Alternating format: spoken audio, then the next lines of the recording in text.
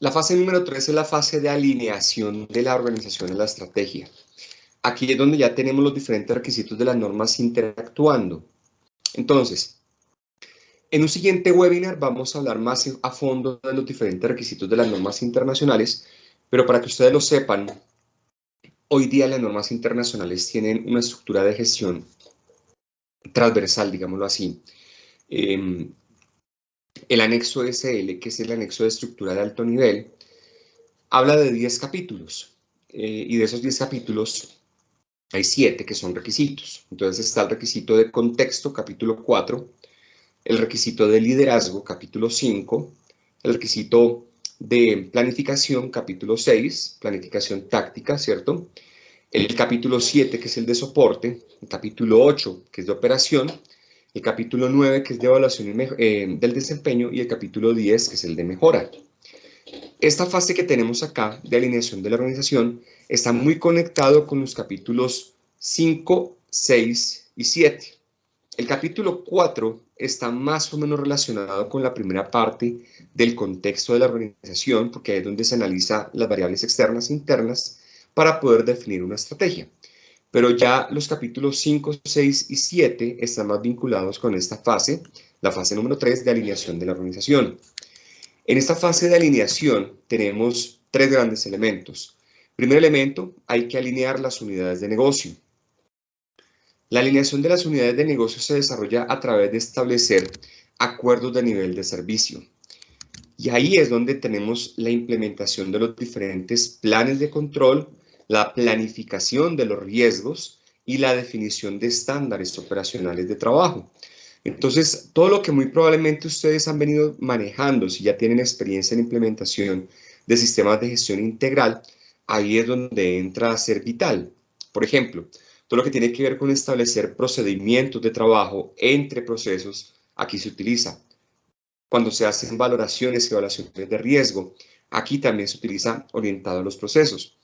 Cuando se va a hacer, por ejemplo, un plan de trabajo para un proceso, con el fin de mejorar su desempeño en un área clave que fue identificada en la fase anterior, aquí también termina teniendo impacto, ¿de acuerdo? Entonces, esta fase de la alineación de los procesos y las unidades de negocio se desarrolla estableciendo acuerdos de nivel de servicio. Y los acuerdos de nivel de servicio se llevan a cabo cuando se establecen a través, por ejemplo, de comités interdisciplinarios, lineamientos acerca de cuáles deben ser los resultados que cada proceso debe lograr. Entonces, hay algunas compañías que utilizan comités interdisciplinarios para poder definir esas métricas y esos indicadores claves de desempeño. Pero aquí hablamos de indicadores de proceso, no indicadores de proyecto, que son los que se trabajan en la fase anterior.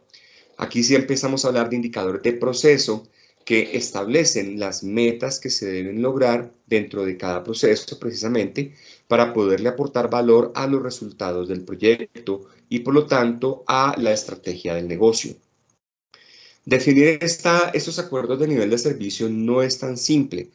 No es solamente documentar procesos, se hace documentación, pero no es simplemente establecer procedimientos, porque muchas veces la razón por la cual los procedimientos no se cumplen es porque hay algún tipo de restricción en cuanto a alguna política interna o en cuanto a la forma de pensar y de actuar de algunas personas entre diferentes procesos que limita el logro de ese resultado. Entonces, llegar a ese acuerdo muchas veces es bastante complejo, porque colocar de acuerdo diferentes procesos implica que las personas que dirigen los mismos están también de acuerdo entre sí. Entonces, ese proceso de poner de acuerdo diferentes grupos de trabajo, diferentes equipos en lograr algo común, requiere de su proceso de interacción, de comunicación, de trabajo en equipo, precisamente, y no es tan sencillo. Para eso existen metodologías que no las vamos a mencionar en esta oportunidad, pero que sí se utilizan bastante para poder llevar a cabo esos acuerdos. Entonces, es un primer aspecto, el establecer acuerdos de nivel de servicio.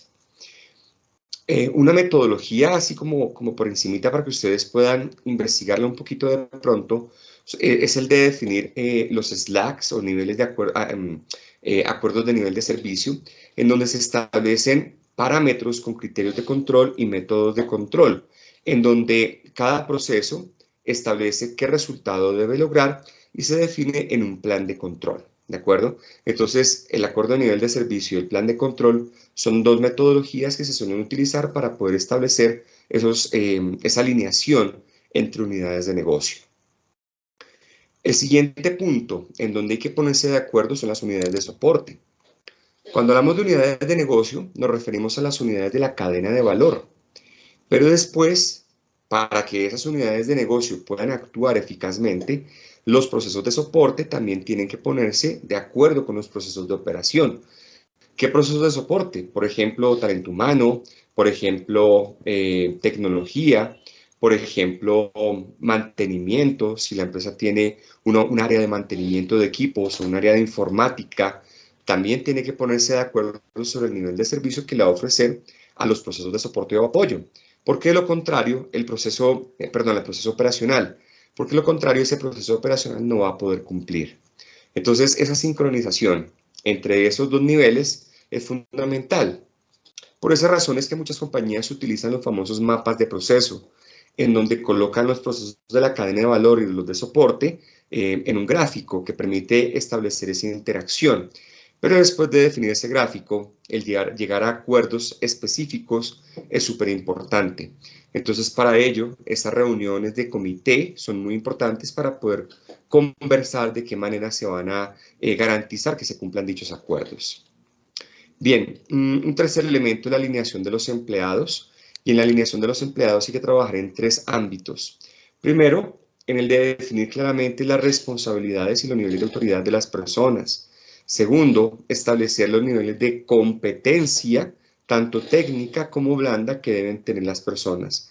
Y tercero, desarrollar sensibilidad en las personas acerca de su participación en la estrategia.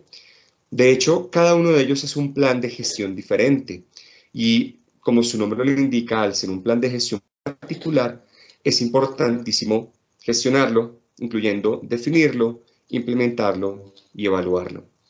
Esa parte pero se puede tardar bastante tiempo. No es tan sencillo lograr que las personas se sincronicen con la estrategia de la compañía. Y por esa razón muchas compañías optan por establecer esquemas de compensación y beneficio basados en los resultados que se obtengan en la participación y en la implementación de la estrategia. Hay compañías que no pagan tanto por un sueldo fijo, sino que pagan más bien por los resultados que la persona obtiene al implementar un proyecto o un plan de trabajo que se le haya asignado para poderle generar valor a la estrategia.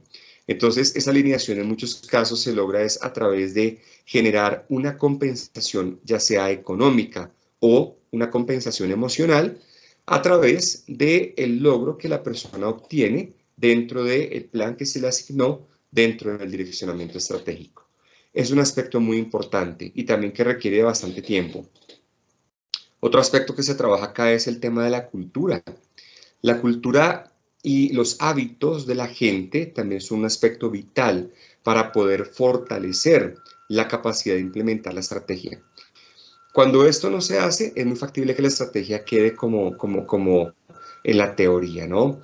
¿Por qué razón? Porque la gente muy frecuentemente sigue con sus viejos hábitos, nosotros seguimos con nuestros viejos hábitos, a pesar de que estemos tratando de implementar un direccionamiento estratégico. Entonces, esa parte cultural y de comportamiento es también muy importante de desarrollar. Muy bien. Estos puntos tienen muchísimos elementos al interior de cada uno de ellos. Me gustaría conversarlos, pero pues lamentablemente el tiempo no me da para hacerlo. Pero sí es importante que ustedes se mantengan conectados en próximas sesiones donde hablaremos de ellos. Bueno, muy bien. Entonces, para que ustedes tengan una breve correlación de los puntos claves o los numerales claves que uno casi siempre utiliza en esta fase, les decía la fase 1, normalmente el numeral 4. En la fase 2, pues la fase 2 no tiene como tal un numeral específico en las normas, porque la norma no contempla el tema del direccionamiento estratégico de forma directa. Pero hay algunas compañías que lo asocian también al numeral 4. Esta fase 3 normalmente se asocia al capítulo 5, 6 y 7, como les decía. Es decir, el capítulo de de liderazgo y compromiso, el capítulo de planificación y el capítulo de soporte. Teniendo en cuenta que el capítulo de soporte pues contempla varios elementos, como por ejemplo el tema de estructura organizacional, el tema de recursos, el tema de competencias, el tema de toma de conciencia de las personas, el tema de la información documentada y también el tema de la comunicación y participación. Entonces, esos 5 elementos normalmente se utilizan dentro de esta fase número 3.